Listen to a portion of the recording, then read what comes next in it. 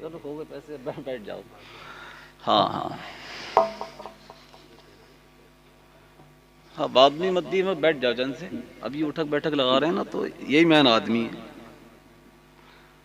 اللہ تعالیٰ باتیں ہم لوگوں سے کہلوا دے اور ہم لوگوں کو عمل کی بھی توفیق دے دے. وہ کسی نے ایک شعر کہا ہے مولانا صاحب، مجھے بڑا پسند آیا. اس نے کہا بے عمل دل اگر ہے، بے عمل دل اگر ہے تو جذبات سے کیا ہوتا، کھیت بنجر اگر ہے تو برسات سے کیا ہوتا. کھیت بنجر اگر ہے تو برسات سے کچھ بھی نہیں ہوتا ہے. ڈاکٹر محمد ذوالفقار صاحب، اللہ پاک ان کے تمام نیک ارادوں کی تکمیل فرمائے. انہوں نے اپنے بیٹی کی شادی کے موقع پر اس پروگرام کا انعقاد کیا. پروردگار اس کے برکت سے، اپنے حبیب کے صدقے سے تمام ان کی ضرورت غیب سے پوری فرما دے. تو آپ حضرات اس پروگرام میں اپنے آرام قربان کر کے، بستروں کو چھوڑ کے یہاں تشریف لے آئے. اور جب یہاں آپ آ ہی گئے ہیں تو پھر جو پروگرام کو سننے کا جو قاعدہ ہے اس کے حساب سے سن لیں تو زیادہ بہتر ہوگا. بیٹھے تو ہیں ہی آپ یہاں، تو درود پاک اس انداز میں پڑھیں کہ آپ کی آواز زیادہ دور بھی نہ جائے تو کم از کم یہاں تک آ جائے. تو ذرا ہونٹوں کو یہ سو رہے ہیں نا بیٹھے ہوئے، دیکھو یہی ہو یا مدینہ شریف پہنچ گئے آپ. ہاتھ نیچے کرو نا. یہ ہاں، ذرا تڑپ کے درود شریف کا نذرانہ پیش کریں. اللہم صلی علی سیدنا محمد وعلی آل سیدنا و مولانا محمد تنجینا بہا من جمیع الآفات. یہ دور پرفتن ہے جی، اور اس وقت لگتا ایسا ہے کہ ہوا بھی اگر چلتی ہے تو اسلام اور مسلمان کی مخالفت میں ہے، ایسا اندازہ ہو رہا ہے.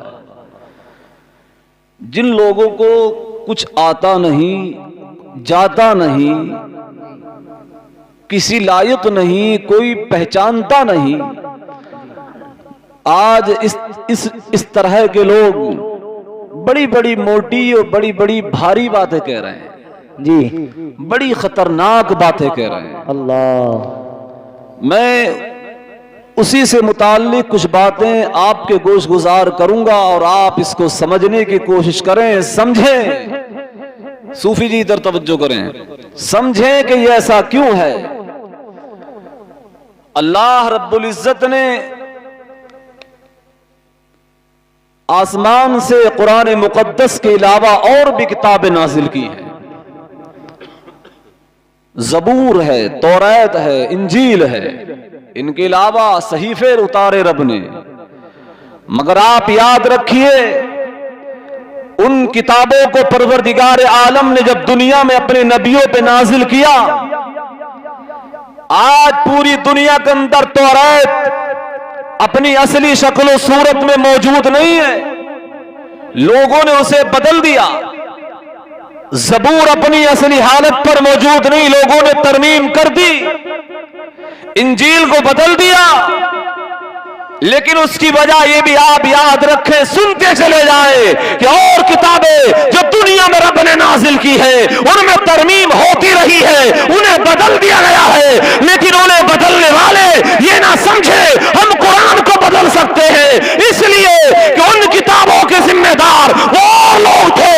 قرآن کریم وہ باسمت کتاب ہے، اسے رب نے خود نازل کیا ہے، اس کی حفاظت کا ذمہ اس نے اپنے کرم پہ لے لیا ہے. اور کتابیں تو بدلی، اس کی وجہ یہ بھی تھی کہ رب نے ان کتابوں کی حفاظت کا ذمہ اپنے کرم پہ نہیں لیا تھا. لیکن قرآن کریم وہ باسمت کتاب ہے جسے پروردگار عالم نے نازل کیا اپنے محبوب رحمت للعالمین پر. اور اسی قرآن میں رب نے یہ بھی فرما دیا 14ویں پارے میں، اِنَّا نَحْنُ نَزَّلْنَا الذِّکْرَ وَإِنَّا لَهُ لَحَافِظُونَ. بے شک اے میرے محبوب، ہم نے ہی تمہیں قرآن دیا ہے اور ہم نے اس کی حفاظت کا ذمہ اپنے کرم پہ لے لیا ہے. آپ سینہ کھول کے جملے سنیں. ہم ہندوستان میں رہتے ضرور ہیں، لیکن کسی کے باپ کی جاگیر میں نہیں رہتے، کسی کے باپ کی غلامی میں نہیں رہتے ہیں بھارت میں لیکن کلمہ پڑھتے ہیں مدینے والے کا، رہتے ہیں بھارت میں شریعت مدینے والے کی ہے، رہتے ہیں بھارت میں عبادت خدا کی کرتے ہیں، رسالت مصطفیٰ کی مانتے ہیں، اور جب تک رہیں گے یہ اعلان کرتے رہیں گے ہے قول محمد قول خدا، فرمان نہ بدلا جائے گا، بدلے گا زمانہ لاکھ مگر قرآن نہ بدلا جائے گا۔ نعرہ تکبیر، نعرہ رسالت، نعرہ غوثیت، مسلک اعلی حضرت، فیضان اعلی حضرت، جشن شادی خانہ آبادی زندہ باد زندہ باد ماشاءاللہ۔ میں نے قرآن کریم کی آیت تو شادی سے نکاح کے تعلق سے وہ پڑھی تھی جس پہ لوگ لباس کا ذکر ہے، لیکن یہ باتیں میں سن رہا تھا اسٹیج پر، چند باتیں آپ سے اور کہہ دوں قرآن کریم کی عظمت کے تعلق سے۔ جی وہ چلا ہے ایک ظالم، اور اسے کتا کہوں تو کتے کی توہین ہے، لیکن میں یہ کہوں کہ وہ جہنمی سور ہے، وہ جہنمی سور ہے جس نے قرآن کی عظمت پہ حملہ کیا ہے۔ اور یاد رکھ تیری کوئی اوقات نہیں ہے، اس لیے قرآن کریم کی عظمت پہ حملہ ابو لہب کرتا رہا، ابو جہل کرتا رہا، اتبا کرتا رہا۔ قرآن کریم کو مٹانا تو الگ بات ہے، قرآن میں ایک زبر بڑھا نہیں سکا، ایک زبر گھٹا نہیں سکا، اس لیے قرآن آخری کتاب ہے، جو آخری ہوتا ہے وہ ہمیشہ سلامت رہتا ہے۔ بابا زندہ باد زندہ باد، قرآن آخری کتاب ہے اور اسے تو باقی ہی رہنا ہے۔ بے شک بے شک۔ لیکن یہاں سے ایک بات عقیدے کی کہہ دوں، ذرا سن لیں ذرا۔ یہ مولانا ریاض صاحب بیٹھے ہیں، ادھر تھوڑے آ جائیں، یہ آپ کو دیکھ لیں گے ذرا۔ اور مولانا اسرائیل صاحب ہیں، مولانا گلشاد رضا ڈاکٹر صاحب کے یہ فرزند ارجمند ہیں۔ بڑی غور سے آپ سنیں، آپ موبائل لینے جاتے ہیں نا دکان پہ، ارے لیا ہے نا، چرا کے لے آئے خالی، یار لیا ہے، ذہن حاضر کریں ذرا۔ موبائل کے ساتھ میں حاجی محمد عاصم صاحب ایک پتلی سی کتابیاں دیتے ہیں، وہ دیتے نہیں دیتے؟ چلو بات ہو گئی، وہ دے دی۔ ابھی قاری صاحب لے کے آ رہے تھے، ہم نے پوچھا بھئی آپ کو یہ موبائل تو آپ نے لے لیا، لیکن یہ کتابیاں کیوں لائے ساتھ میں؟ یہ بولے کہ یہ موبائل میں جانکاری لینے کے لیے کیا کیا ہے، کیسے چلے گا، کہاں سے کیا دبے گا، ڈاؤن لوڈنگ کیسے ہوگی، ڈیلیٹ کیسے ہوگا، کیسے کیسے کیا کرنا، وہ سب یہ بتا گی۔ ہم نے کہا ہو یہ کتابیہ جو ہے یہ موبائل کی جانکاری دے رہی ہے نا۔ یہ مثال آسان دی ہے میں نے۔ آؤ ذرا پلٹ کے عظمت قرآن پر، میں کہتا ہوں پروردگار میں تیری عظمتوں کے قربان، تو نے اپنے محبوب کو دنیا میں مبعوث فرمایا، مصطفیٰ جان رحمت کو آمینہ کی گود میں تو نے اتارا، لیکن میرا کریم نبی جب دنیا میں جلوہ گر ہوا مصطفیٰ کو اکیلے نہیں بھیجا، قرآن کو دے دیا ہے کہ اگر معراج دیکھنا ہو تو قرآن پڑھو، شفاعت دیکھنا ہو تو قرآن پڑھو، عظمت کو پہچاننا ہو قرآن پڑھو، حیات مصطفیٰ کو دیکھنا ہو تو قرآن پڑھو، علم غیب دیکھنا ہو قرآن پڑھو، اختیار دیکھنا ہو قرآن پڑھو۔ پتہ یہ چلا کہ جس کا پتہ قرآن دے رہا ہے، جب قرآن دنیا میں سلامت ہے تو آمینہ کے لال کو مار کون سکتا ہے؟ نعرہ تکبیر، نعرہ رسالت، نعرہ غوثیت، مسلک اعلی حضرت، فیضان اعلی حضرت، عظمت قرآن زندہ باد زندہ باد، سبحان اللہ سبحان اللہ۔ موبائل کا پتہ وہ کتاب دے رہی ہے نا، قرآن کریم دے دیا، مصطفیٰ کو بھیجا، قرآن دے دیا، اس لیے کہ میرے محبوب کے مراتب اور میرے محبوب کی عظمت سمجھانے کے لیے دنیا میں پیغمبر اب نہیں آئیں گے۔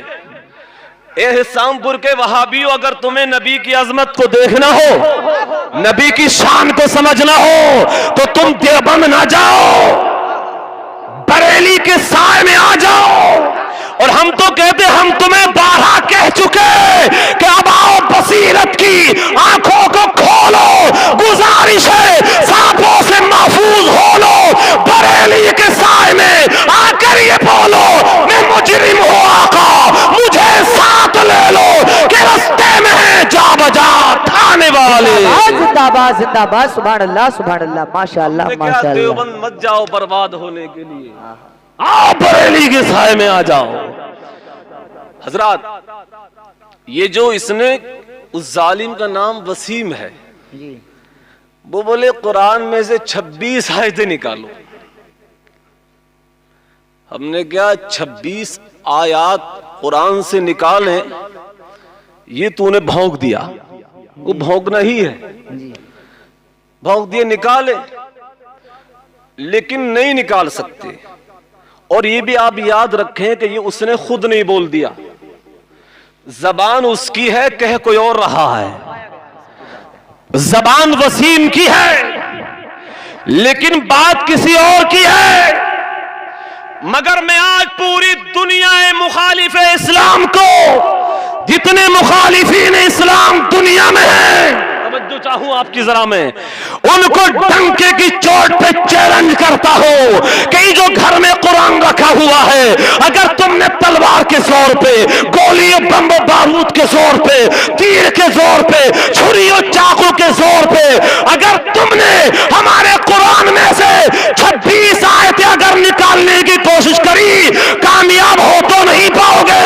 لیکن جو ہماری جماعت کے، ہمارے گھروں کے بیٹوں کے سینے میں قرآن موجود ہے، الماری سے نکال سکتے ہو، لیکن مسلمان کے سینے سے قرآن نہیں نکال سکتے.